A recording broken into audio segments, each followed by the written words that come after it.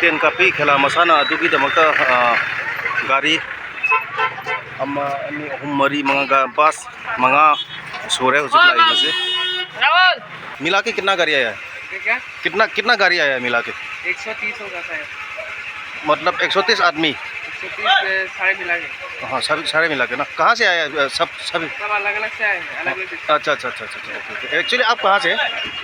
शिवसागर से। अच्छा, शिवसागर से कितना आदमी आया है? हाँ? कितना आदमी आया है शिवसागर से? 13। अच्छा ओके। आई इसामक doctor P Rasbihari Singh, convener organizing committee तरा तरुक सुबा boys and girls inter district Indian round compound recurve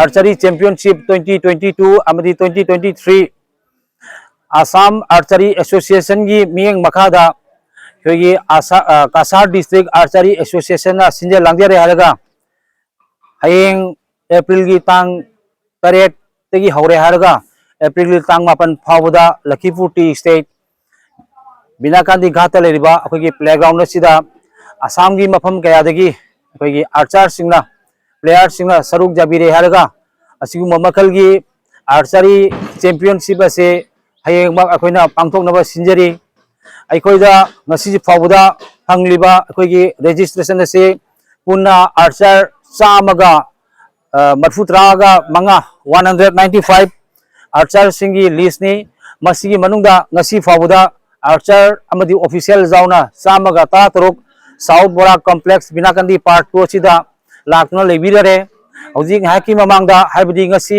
April की तांग तरुक थांजे निमित नुंजिनगी पुंग अनि मखाय अहुमगी असवाइदा अखोगी हारिबा लमदम लाकपिरिबा अखोगी आर्चर सिंग अमदी ऑफिशियल सिंग पुन्ना अखोगी बोराक साउथ बोराक कॉम्प्लेक्स सिदा थुंगदना लेबिरे मरम मदुना अखोइना सिंजरिबा असगुम मखलगी चैंपियनशिप असि हयेंग अयुक पुंग 10 ताबा मतमदा अखोगी लखीपुर लमदम असिगी लखीपुर केंद्र की इकाई खुमनजरिबा एमएलए कौशिक लाइना अखोगी चीफ गेस्ट होइना इनॉग्रल सेरेमनी असिदा हौदोकपिगनी अदुगा मथंगी निमित तांग 9 एप्रिल की तांग 9 नुंथिन पुंग 2 ताबा मतमदा अखोगी prize distribution ceremony असिदा Axom Gana Parishad central committee की जनरल सेक्रेटरी अमदी बराक वैली की इंचार्ज ओइरिबा खाइदेम बिमोलेंदु पाक मसामकना चीफ गेस्ट ओइबिगनी अदुगा अलोइब निमित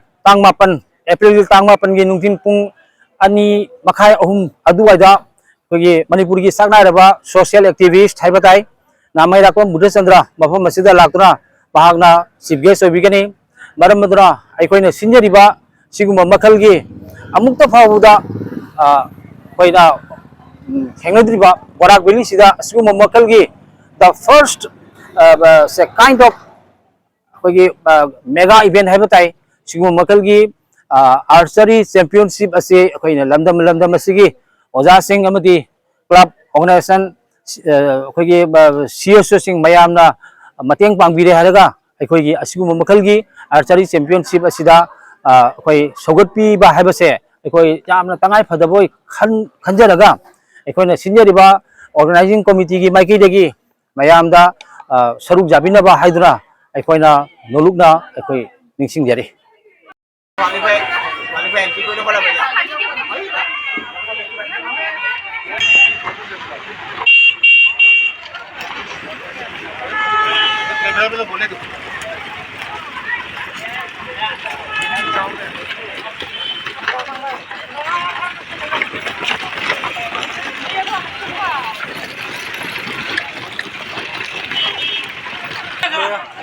Hey, sama.